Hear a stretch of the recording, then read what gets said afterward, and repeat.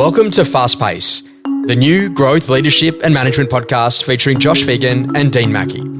We wanted to peel back the layers on what happens in the world of fast-paced real estate agencies, from new leadership models to the management challenges we all face each day. This is about a new era in the estate agency sector.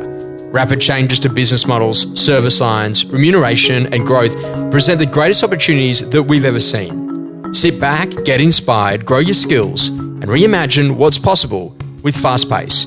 Every Friday, wherever you get your podcasts, on Spotify, Apple Podcasts and Josh Phegan Digital. Dean, there's always a great challenge inside a business, and that's that whole idea about the balance between investing in the future and actually doing great work now. Dean, this is an age-old story for a lot of people. They're in a position that markets change and conditions change, and at the end of the day, investment cycles change and cost of capital changes and all of those things. And sometimes you've been investing in the future and maybe it's just not there, and other times you really should have gone there and it would have been a significant gain for you.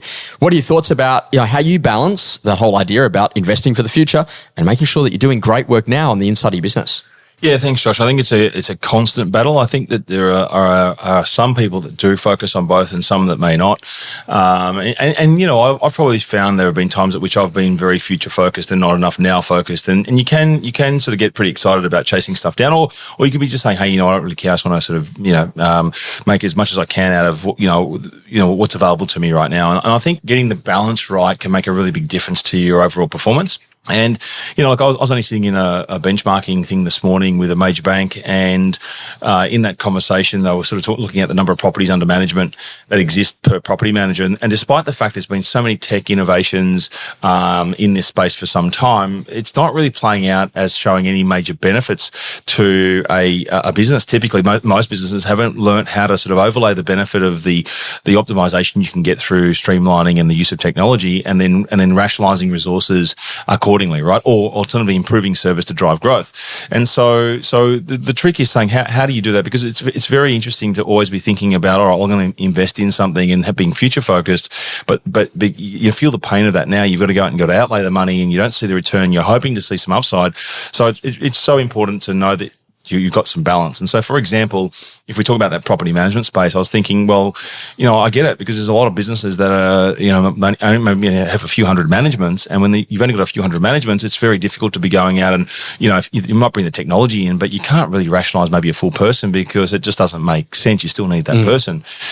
We, on the other hand, have sort of really identified that if you just take that as an example and we continue on that theme, we've got property managers that spend a lot of time on maintenance and, all of that stuff that take up a big chunk of time. And typically, I'm not saying that in every case, but, typically the tenant who's just hoping to get something fixed, they send an email through or leave a message and they might not get a reply for some time. And so, I think that it's a significant opportunity if we were to think about, what could we do and use the technology that's available, or use human handoff and people in a bit different way to say, what if a property manager wasn't necessarily, handling all of that tenant inquiry, and we potentially had like a centralized team that handled tenant inquiry, and we use technology to actually enable that, so that the tenant can actually potentially do their own assessment of with the help of AI, as an example, to assess what the needs are for that maintenance, and it goes through the process of matching it to the appropriate, getting the approval from the landlord, and maybe under a certain dollar value you don't need to, and maybe then beyond that you step past it, they match up to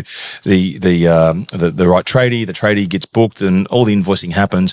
And it's very well possible that there's a combination of using, say, a tenancy concierge or a centralized team, a call team, for example, as well as AI, that means that you can actually start to employ people at different rates of labor and potentially increase the amount of properties, if you want to call it that, that a property manager traditionally can manage, because you're taking a big chunk of their work out of what they do.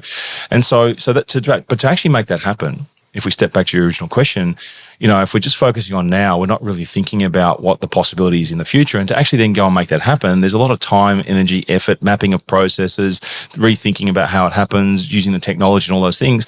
And so it might take you, 6 to 12 months to actually understand the full gambit of how that would work before you can actually start then making the efficiency gains to get benefits now. So it's a tricky thing. So you've got to really be really clear about what your expectations are and what timelines you want to put into it, and be committed to a future that's about, in this particular case, it's reducing overheads and increasing customer experience in a way that uses technology and maybe a different style of team. And then I'm using what is my traditional traditional property manager, I'm moving them more so into a relationship manager, and they can handle more relationships. So all of a sudden you're getting efficiency, but you've got to be prepared to know that the investment that you're making now is going to pay off in the future. Because if you don't, you're going to sacrifice current profitability. You might not be focusing on driving your revenue streams as hard as you could, and you're not optimizing your current operations if you're always in future focus. But if you're not in future focus, then it's very easy to also then be on the wrong side of change, if that makes sense.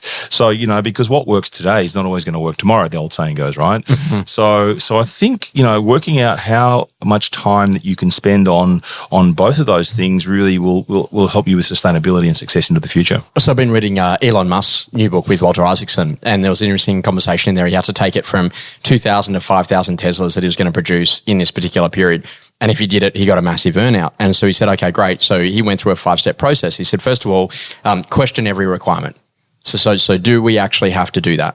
So in other words, if you're a sales agent, do I have to turn up at every photo shoot and every video shoot? Or can I actually have my videographers and photographers to be client ready? Or have somebody in my team who might do that function? Secondary part, delete any part or process that you can. So is there stuff, we don't need to do duplication of paperwork. It's all digital now. And whether or not we're signing in front of the customer or virtually, we're going to use the same system to do that rather than have two systems for how we sign an agency agreement. Simplify and optimize. Okay, great. So we're going to simplify that pest and building inspections are available day one. So it's just an optimized process to iron out any part of the sales process. Okay. Accelerate cycle time. So what's the work I do up front that keeps my days on market under 28 is a really nice, healthy market, as opposed to it slipping to 56 or 90 days. And then automate, but that comes last. So his view is that he had this thing, and it was a fascinating story where he would actually go onto the production floor and he had red and green lights installed. And anywhere in the production process where there was where it was moving really smoothly, it was a green light. And anywhere where there's ultimately a position that the cars were starting to bank up because they needed that thing in them, then ultimately that was a red light. And so he would go out onto the floor and he would have a look at this, and over the course of 30 days, he'd be like, well, that doesn't work. Pull that machine out and get rid of that automation. And now we're going to put 2 humans in that place, and now we're going to speed it up, and then literally I turned it to a green light. So it gets me to start to think about that. That's always that whole idea about what are the broken systems that you can fix inside of a business, and where is the absolute reinvestment in process that we can't just say, oh, we did all that digital agency agreements, but now we're out of COVID, we're back to signing manually. If you went that way, what's the way that we do it, and try to remove duplication of doing the same thing in different ways? Thoughts? No, I agree 1,000%. I mean, that example I gave at the very start of this conversation, we've had to go through the process of doing it in person first to make sure that it actually works, and then test and trial parts of the process with automation as and when it makes sense. Yeah. But let's just use that word automation. I mean, automation should be more about how do we enable a person to do a much more value add role. So it's not about replacing it. It's about saying, how do I get, in that case, I gave an example. I was to say, well, how do I get my investment managers into a position of having a value add conversation and manage more relationships as opposed to just replace the role, right? So it's a different focus. And then I've got people that then have concierge focus for tenants. And then I'm using technology to enable the whole thing and make it seamless and more efficient.